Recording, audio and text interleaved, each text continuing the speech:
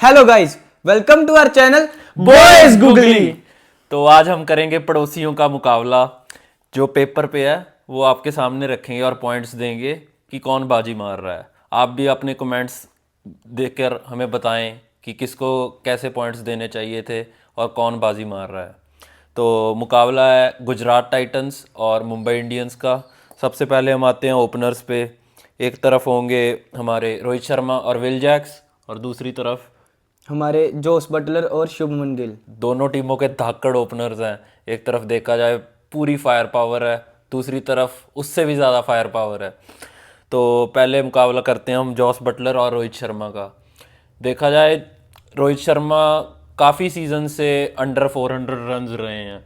एक भी सीज़न उनका 400 रन्स प्लस नहीं गया है। एज अ ओपनर आप चाहते हैं अपनी टीम के ओपनर से कि वो 400-500 रन का आपको सीज़न दे, लेकिन रोहित शर्मा कंटिन्यूसली 7-8 सीज़न से वो नहीं कर पाए हैं। और दूसरी तरफ देखा जाए तो जॉस बटलर वो कंटिन्यूसली राजस्थान को 500 600 700 रन के सीजन्स और दे रहे उन्होंने थे। मैच विनिंग नॉक्स भी किए हैं। बहुत अच्छे मैच विनिंग नॉक्स खेले उन्होंने और कंटिन्यूसली उन्होंने सीज़न बड़े करके दिए हैं और अपनी विकेट कीपिंग से भी काफ़ी अच्छी परफॉर्मेंसेस की है। पर रोहित शर्मा का देखा जाए, उन्होंने 4 टाइटल भी जितवाए मुंबई इंडियंस को। 4 नहीं, आई थिंक 5 टाइटल्स जितवाए हैं 5। रोहित शर्मा ने अपनी कप्तानी में।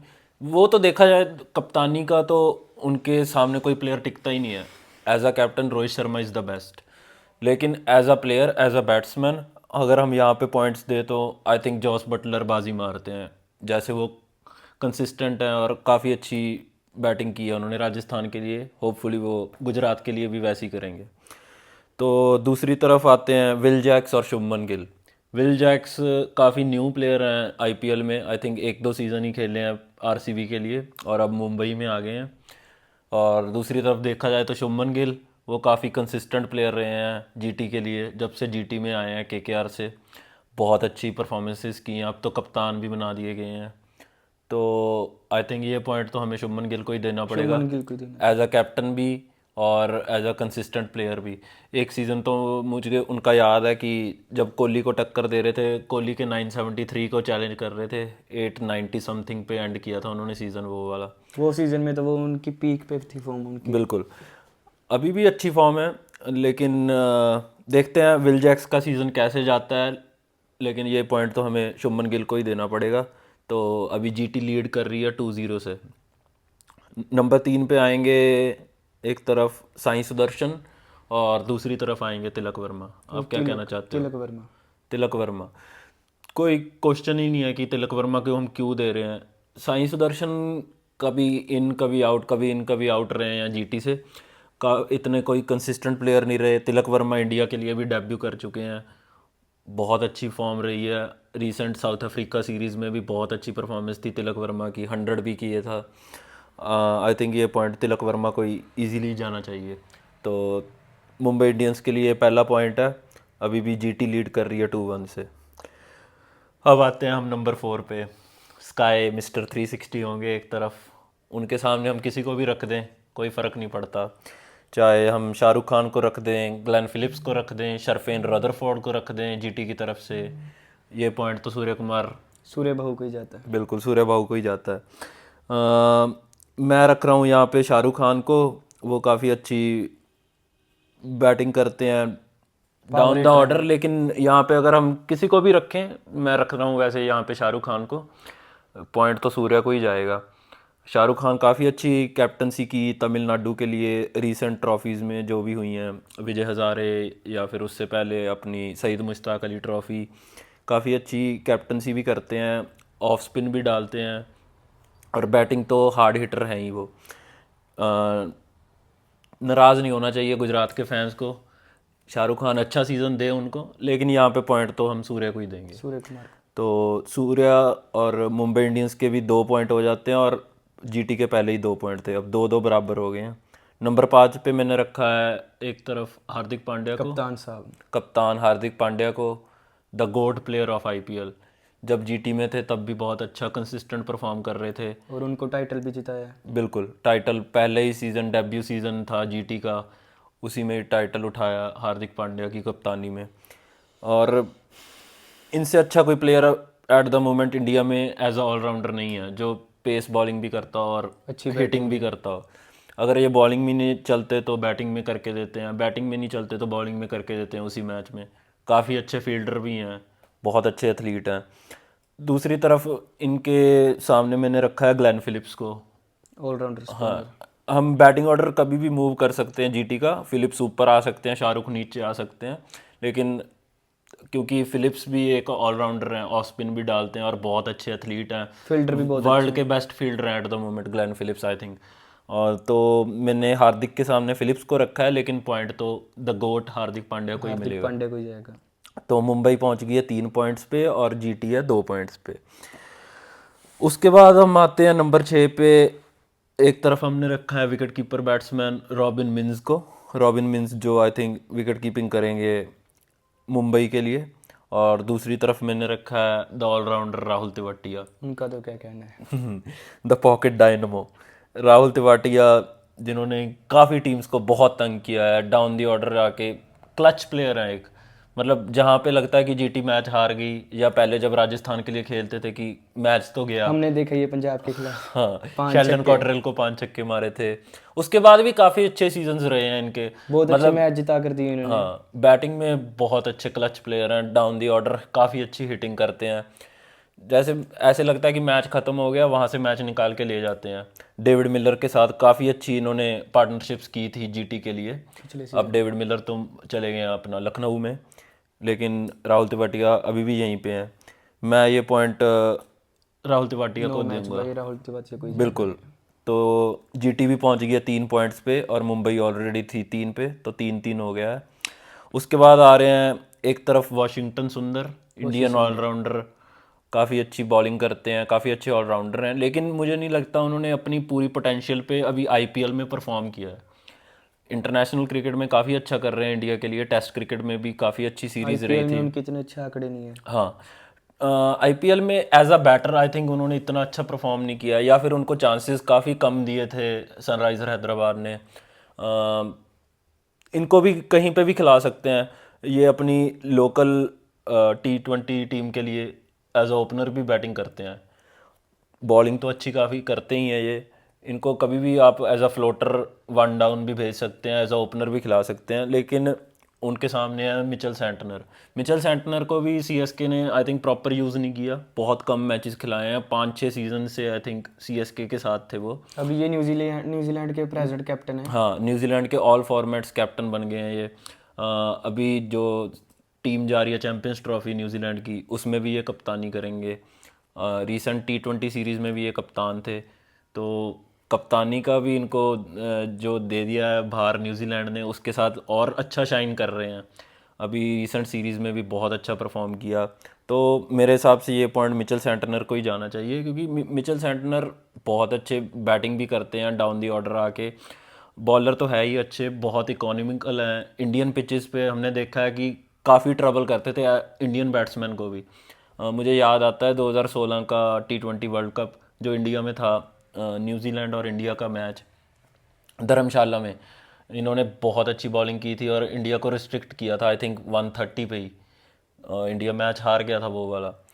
तो इंडिया में आके इंडियन पिचेस पे अगर आप इंडियन प्लेयर्स को परेशान करते हो बहुत बड़ी तो बहुत बड़ी बात है। तो ये पॉइंट मिचेल सेंटनर को जाता है। आई होप कि वाशी सुंदर का भी अच्छा सीज़न जाए, इंडिया के लिए अच्छा हो। अगर वो इस साल जीटी के लिए अच्छा करेंगे तो ऑब्वियसली आगे चल के इंडिया के लिए और अच्छा करेंगे। मैं चाहता हूँ कि वो अच्छा सीज़न करें, लेकिन अभी हम पॉइंट मिचेल सेंटनर को दे रहे हैं और मुंबई 4 पॉइंट पे पहुँचती है यहाँ पे। उसके बाद हम रखते हैं एक तरफ दीपक चाहर को और दूसरी तरफ हैं मोहम्मद सिराज। डीएसपी साहब। डीएसपी साहब को बहुत मतलब मुझे अच्छा नहीं फील हो रहा कि उनको सिलेक्ट नहीं किया चैंपियंस ट्रॉफी के स्क्वाड में। डीएसपी साहब बहुत अच्छे कंसिस्टेंट परफॉर्मर रहे हैं जैसे टीम मैं इंडिया पता है के। कि दुबई में वो क्या कहते हैं पेसर बहुत अच्छे काम करते हैं। उनको होना चाहिए था। जैसे इंडिया ने 3-4 स्पिनर इकट्ठे रख लिए हैं चैंपियंस ट्रॉफी के स्क्वाड में। चलो वो बात में करेंगे हम। अभी एट द मोमेंट हम देखते हैं दीपक चाहर, फिर वही बात है इनकी कि इंजरीज प्रोन है, रिलायबल प्लेयर नहीं है। कभी भी जाके इंजर्ड हो जाते हैं। वो पेस रही नहीं इतनी अच्छी। हाँ, जब से हम देखें कि कोविड के पहले जितनी उनकी पेस थी, जितनी उनकी कंसिस्टेंसी थी, जितनी उनकी स्विंग थी, उसमें भी बहुत ज़्यादा गिरावट आई है। इंजरी प्रोन तो है ही हैं, इंजरी कभी भी हो जाती है इनको। लेकिन दूसरी तरफ देखें डीएसपी सिराज, वो मुझे नहीं लगता वो हार्डली इंजर्ड हुए हैं। 4-5 सीजन से बहुत अच्छा बहुत अच्छा किया आरसीबी के लिए। मुझे नहीं पता क्यों नहीं आरसीबी ने उनको लिया वापस टीम में या फिर रिटेन किया। यश दयाल को उन्होंने रिटेन किया, आई डोंट नो क्यों पिछले नहीं सीजन ही आए थे यश दयाल भी। आई थिंक सिराज को रिटेन करना चाहिए था लेकिन नहीं किया। चलो, दैट्स देयर हेडेक। ये पॉइंट मैं देता हूँ मोहम्मद सिराज को। यहाँ पे पॉइंट्स होते हैं 4-4 पर बराबर। उसके बाद आते हैं एक तरफ रबाडा है।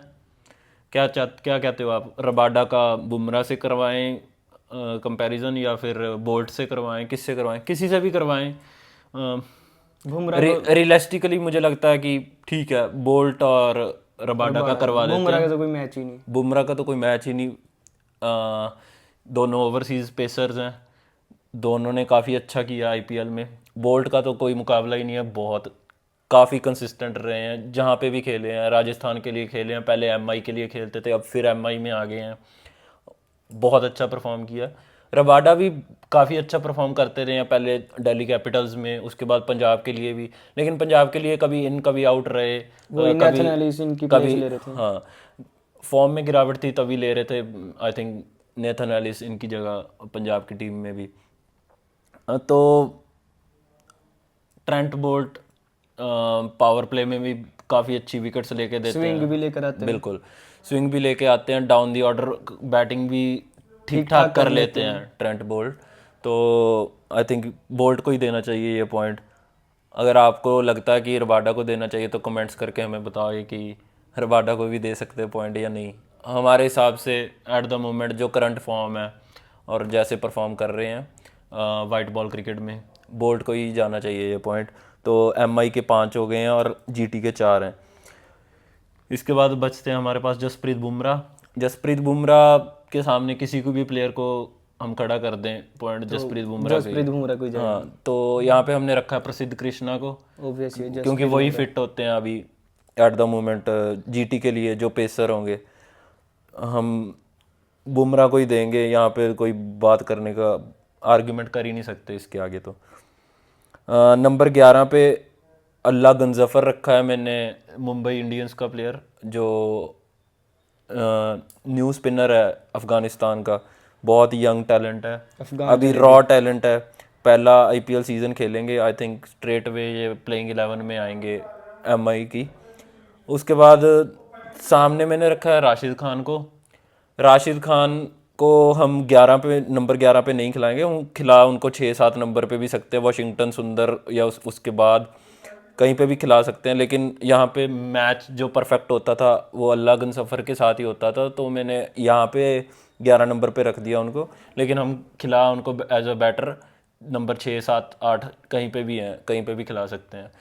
तो यहाँ पे भी हम कंपैरिजन कोई बनता नहीं है, क्योंकि Rashid Khan the GOAT player हैं। नाम उनका इंडियन साउंड होता है लेकिन वो हैं अफ़गानी प्लेयर।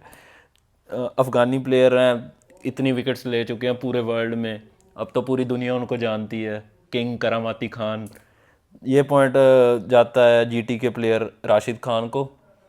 तो जीटी पहुंचती है 5 पॉइंट्स पे और एमआई रहती है 6 पॉइंट्स पे। इसके बाद हम आते हैं इम्पैक्ट प्लेयर्स पे।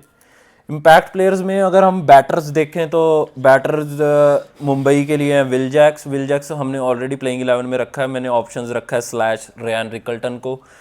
अगर Will Jacks, I think start तो विल जैक्स ही करेंगे क्योंकि ऑफ स्पिन ऑप्शन भी देते हैं। विल जैक्स स्टार्ट में ही प्लेइंग 11 में आएंगे। रेयान रिकल्टन काफ़ी अच्छा परफॉर्म कर रहे हैं, साउथ अफ्रीका के लिए भी डेब्यू कर चुके हैं, अभी SA-20 में भी रिसेंट एमआई बहुत अच्छी फॉर्म है उनकी। हाँ, एमआई की फ्रेंचाइज के लिए खेलते हैं वो, एमआई केप टाउन के लिए, वहाँ पे भी काफ़ी अच्छा परफॉर्म कर रहे हैं रेयान रिकल्टन। लेकिन जो स्लाइट एज है विल जैक्स को कि वो ऑफ स्पिन भी डालते हैं और थोड़ा सा उनको आईपीएल का एक्सपीरियंस भी है, जो 1-2 साल वो खेल चुके हैं। तो उसके बाद हमें इंडियन ऑप्शंस में बैटिंग में नमन धीरी हैं, आई थिंक नमनदीर ही होंगे जो, स्ट्राइक रेट भी उनका बहुत अच्छा है। हाँ स्ट्राइक रेट भी वो बहुत अच्छा है। और सामने मैंने जीटी के प्लेयर रखे हैं महिपाल लोमरोर, जो कि काफ़ी समय से खेल रहे हैं आईपीएल में, लेकिन कोई इतना बड़ा उनका परफॉर्मेंस नहीं है कि जो हम कह सकें कि उनको स्ट्रेट वे प्लेइंग 11 में आए। एज अ इम्पैक्ट प्लेयर आ सकते हैं, थोड़ी सी ऑफ स्पिन भी करते हैं, पर आई थिंक ये पॉइंट हम दोनों बराबर ही कर देते हैं, ड्रॉ कर देते हैं, हाँ इन दोनों का ड्रॉ कर देते हैं।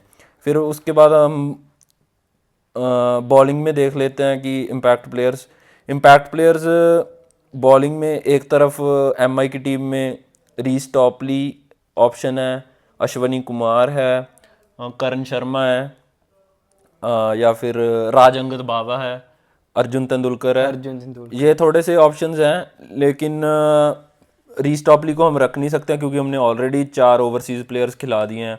विल जैक्स को खिला दिया है, मिचेल सैंटनर को, ट्रेंट बोल्ट को और अल्लाह गुनजफर को। आई थिंक 2 स्पिनर तो पक्का खेलेंगे ही। खेलेंगे मिचेल सैंटनर और गुनजफर। बिल्कुल, ये दोनों खेलेंगे क्योंकि एमआई की थोड़ी सी वीकनेस भी रही है काफ़ी सीजन से कि स्पिन डिपार्टमेंट, हाँ स्पिन, पीयूष चावला से काम चला रहे थे पिछले सीजन, काम नहीं चला रहे थे, काफ़ी अच्छी बॉलिंग कर रहे थे पीयूष चावला, हाँ पीयूष चावला काफ़ी अच्छी बॉलिंग कर रहे थे, लेकिन अभी आई थिंक इंडियन ऑप्शन तो इनके पास कोई भी नहीं है कि जो इनको स्पिन करके दे। तो सैंटनर और गंजफर दोनों को ही खिलाना पड़ेगा इनको, क्योंकि सैंटनर तो 100% खेलेंगे ही क्योंकि वो अच्छे ऑलराउंडर भी हैं। पता नहीं अर्जुन तेंदुलकर भी खेल सकता है या फिर राज अंगद बावा, कोई भी हो। राज अंगद बाबा भी इंजरी प्रोन रहे हैं, हाँ इंजरी प्रोन रहे हैं काफ़ी राज अंगद बाबा भी।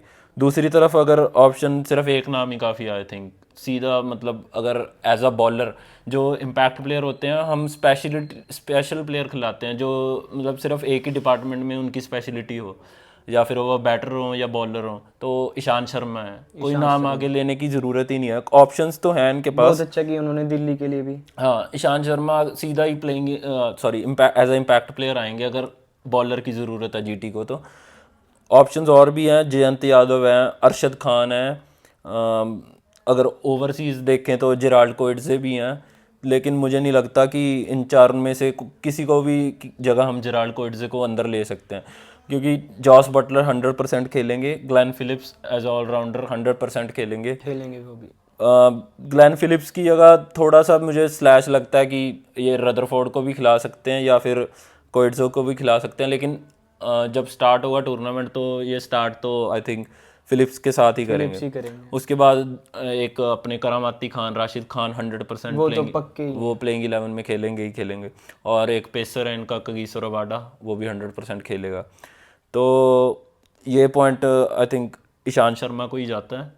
तो यहाँ पे जीटी के भी 6 पॉइंट हो जाते हैं, एमआई के ऑलरेडी 6 थे, और इम्पैक्ट बैटर्स में हमने ड्रॉ कर दिया था, तो 6-6 पे ये बैटल एंड होता है। आप बताइए कि हमने पॉइंट्स सबको सही दिए या फिर इधर उधर कर सकते थे हम किसी के पॉइंट्स। हमें ऐसे ही लाइक अपना प्यार बनाए रखें, शेयर करते रहे वीडियो, लाइक करते रहे, कमेंट्स करके हमें बताते रहें कि किस टॉपिक पे अगली वीडियो बनाएं। Thank you so much for watching.